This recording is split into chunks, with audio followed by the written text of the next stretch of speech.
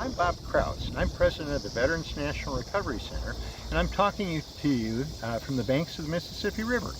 This video is about a wartime drug, Mefloquine, that had serious side effects. It was used by the U.S. military and its allies as an anti-malarial drug in Afghanistan, Iraq, and other hot spots around the world.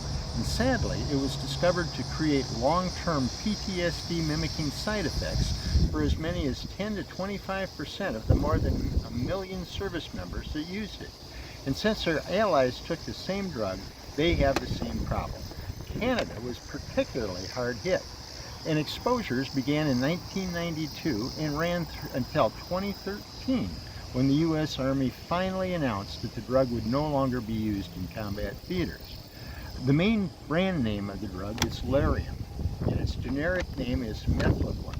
And taking the drug creates Mefloquine Toxicity. And because it mimics PTSD, it is often confused with PTSD, and that makes it difficult to get proper treatment for either condition, or even both conditions if you have both.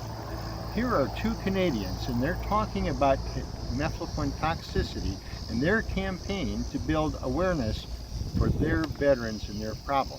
And remember, it's just as important as if you are an American, because very few American service members are really aware of Mefloquine toxicity. Thank you, Bob. So my name's Trina Jenkins, and I am a partner with Mefloquine Awareness Canada and the International Mefloquine Alliance Association. Oops, sorry about that. Okay, so I am a veteran's wife, and I got involved with Mefloquine when I was kind of looking up some stuff on post-traumatic stress disorder and minor traumatic brain injuries, and everybody kind of directed me to John Dow. So that's kind of how I got into this.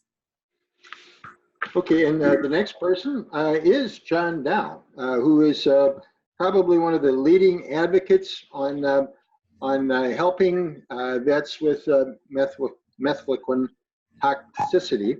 And John, could you say a few words about yourself and who you represent and how you got drawn into this and where do you think things are going? Hi, Bob. Yes, my name is John Dow. Thank you very much for having me on the show today. I began this Mefloquine awareness way back in 2013, where I became the co-founder of the International Mefloquine Veterans Alliance. This alliance of Mefloquine users who had utilized the drug and became symptomatic formed together to spread awareness and to work together in a multinational effort to change malaria policy and to promote independent research and treatment options. How did this pill that was taken once a week by soldiers in Gulf Wars 1 and 2, and in Somalia and a number of other theaters, how did that affect these soldiers? What is the problem? A lot of people don't even know that. Right. So as I said, Bob, lots to unpack. So let's begin right away. So I'm going to mostly today speak to your listeners about the Canadian experience. However, we can touch upon the international experience with the use of this drug in military applications because the user experiences are much the same. So beginning with the United States, emerging to utilize this drug of anti-malarial drug used to prevent malaria as the primary or the drug of choice amongst military applications. So too, because of chloroquine resistance earlier in the middle and later years of Vietnam, where in Vietnam, many of the American soldiers were succumbing to malaria. So we get Mefloquine fast-tracked and begin to become used amongst the military. Now, soldiers quickly developed problems with the use of the drug and began reporting this all around the world. Canada, we began our experience with Mefloquine use in the military in Somalia in 1992 to 1993.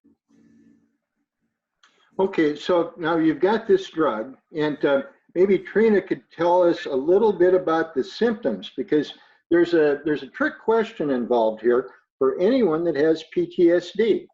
Trina, could you tell us a little bit about that? Absolutely. What happened with your husband?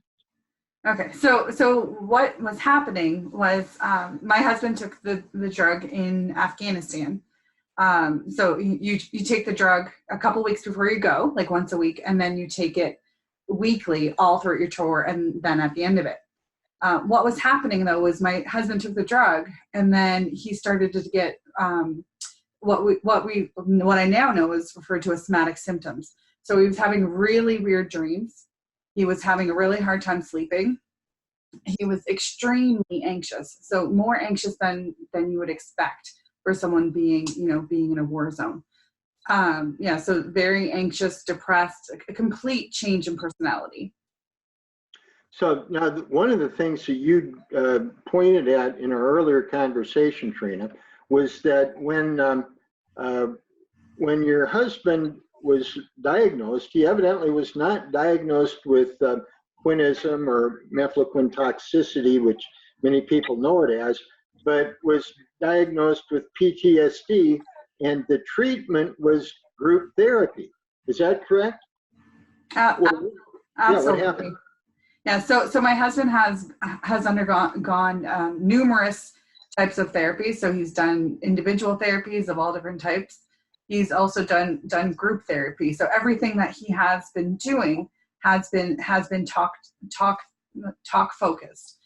He hasn't, until recently, he hasn't had any scans of his brain. Everything has been, just talking and psychiatric type drugs. So, but none of this worked. Is that correct? No, it's nearly a decade later, and we're still trying to do the same therapies, and still nothing's working. Okay, so what we've got is a false diagnosis, and you described what happened. How did that false diagnosis develop? We talked about it before. Could I interrupt here quickly, Bob? Yes, certainly, John. Yeah, I'd like to run with this one so I can quickly put it in perspective or couch it in terms that your listeners may understand. Mm-hmm. So there is a significant overlap in post-traumatic disorder symptoms that present much in the same manner as Mefloquine toxicity. So many of the psychiatric symptoms such as depression, hypervigilance, anxiety, depersonalization, those are effects of Mefloquine, but also effects of post-traumatic stress disorder. It is possible to have both, however, and we must be made aware of this. No one is stating that all PTSD or the increasing rates are entirely due to Mefloquine. It was extremely important that in the earlier days, and it did not get out to the troops, that those acute symptoms, even the vivid dreams or whatnot, were signs for you to discontinue. And that did not occur. So now, today, that leaves us with how many of those who acutely had experiences with the drug now may present with permanent or long-term conditions. The drug regulators around the world have updated the product monograph to clearly state that some people may have persisting or permanent conditions as a result of the use of this drug. We had the only one that I'm aware of in the U.S. I kind of stumbled on this because I work a lot with PTSD and TBI. One of the people that we deal with, she took Mefloquine, and she was involved in both I guess you'd call it psychotic episode and involving a weapon, and it was basically driven by the Mefloquine. But it became a bad mark on her record because nobody understood what the heck was going on. And then after that, she was targeted. This is one we want to get out of uniform. She got some bad duty assignments. Ultimately, there was a major episode that kicked her out. I suspect that because this was not publicized in the ranks, that there's a lot of people and there's a lot of damage in their military records alone from what had occurred. So let's add to that, Bob. In 1999, in Canada, our own Auditor General, which came out with its report and conclusion on the Somalia Commission of Inquiry, which looked into the botched clinical drug trial with Mefloquine on Canadian troops in 1992, 1993. And they had made their conclusion that unfortunately, that Somalia Commission inquiry was cut down short before Mefloquine and its problems could be looked at in a more fulsome manner. Had they been able to and discover the true impact, the nature of the drug on the troops, those troops may be partly or totally excused for the behavior, because there was a lot of, due to the effects of this drug, what seemed to be apparent misbehavior and acting out. And it wasn't until years later, where the science has now caught up, where we fully more understand the effects of the drug and how it makes people do these incomprehensible acts. Mhm. Yeah, it's a scary thing. You alluded to Somalia in the Somalia report. For those of us south of the border that may not have all the news, can you describe what happened in Somalia and how it related to Mefloquine? Yes. So in Canada in 1992, Mefloquine had not yet been licensed. So in order for Mefloquine to be licensed and available for consumer use, which was the goal in Canada at the time, to get to market like in the United States, they had to perform a phase 3 clinical trial. The only way the Canadian military could get their hands on the drug is if they would be part of the safety monitoring study in coordination with Health Canada, the manufacturer of the drug Roche, and the Department of National Defense. They were supposed to be co-investigators during this safety monitoring phase 3 clinical study and report any adverse effects and to follow the clinical guidelines of this supposed trial. This did not happen. And later on, when the poop hit the fan from the subsequent misbehavior of those troops during that tour, which eventually led to the Somalia affair, the beating death of Shadain Aroni at the Canadian Airborne Regiment military compound in theater, that was when the investigation began, and Health Canada went looking for the clinical information, the informed consent, the monitoring forms, and the adverse events reports, none of it had actually occurred. The Department of National Defense in Canada had stated later when asked, we never did consider ourselves as part of a drug study, therefore the drug study also didn't meet the demands of what this tour faced. So see you later, sorry, and that was that. Oh, wow. Yeah, that's yes. terrible. So with no information about that clinical study being forwarded to Health Canada, you would think that it would have prevented the licensure, but it did not. In March of 1993, the drug was then licensed for Canadian use, and the Canadian Armed Forces, because they had no information about the phase 3 trial, in which they could further scrutinize what had happened, they were then free to utilize the drug, much like your country, as a drug of first choice for the next 20 years. Yeah. So we have basically our entire armed forces during for both the Canada and the U.S.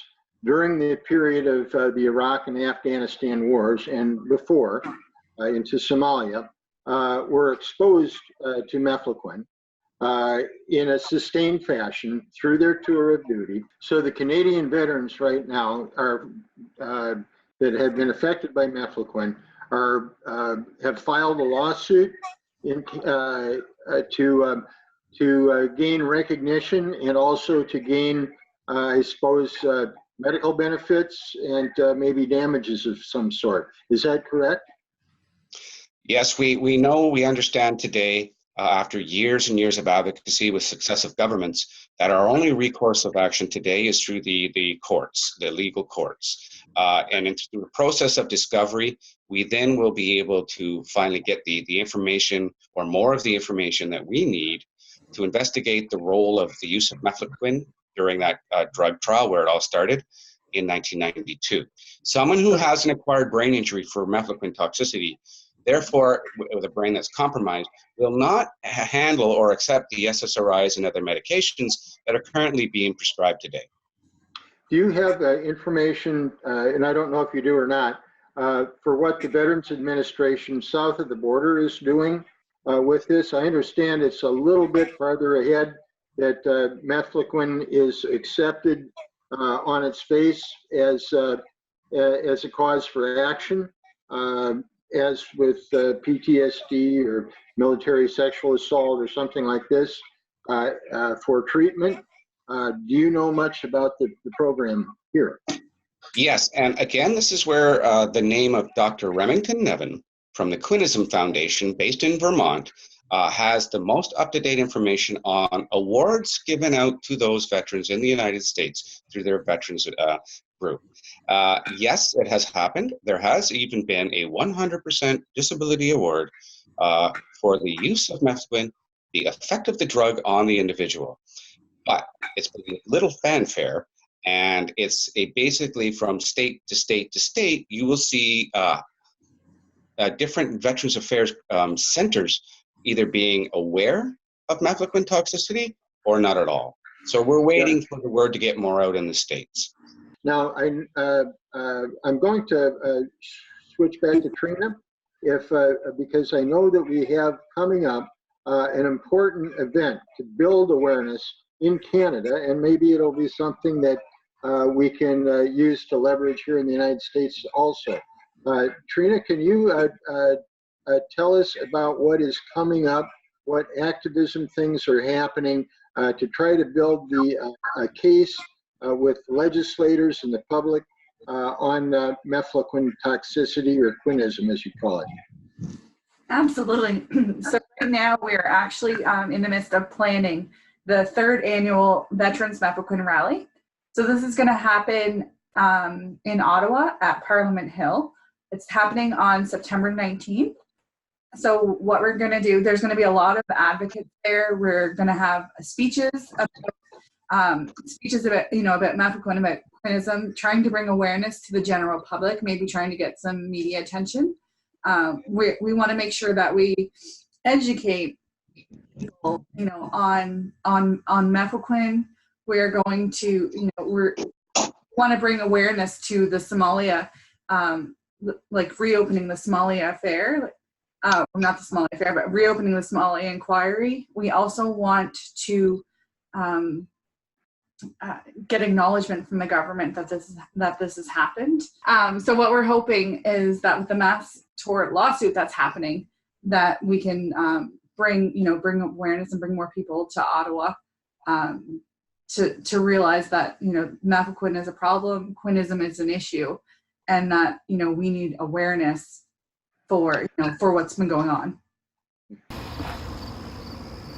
Thank you, Trina, and thank you, John, for a tremendous amount of information on a very important subject to any veteran that has served overseas and has been on a mefloquine regimen and may possibly have permanent damage because of it.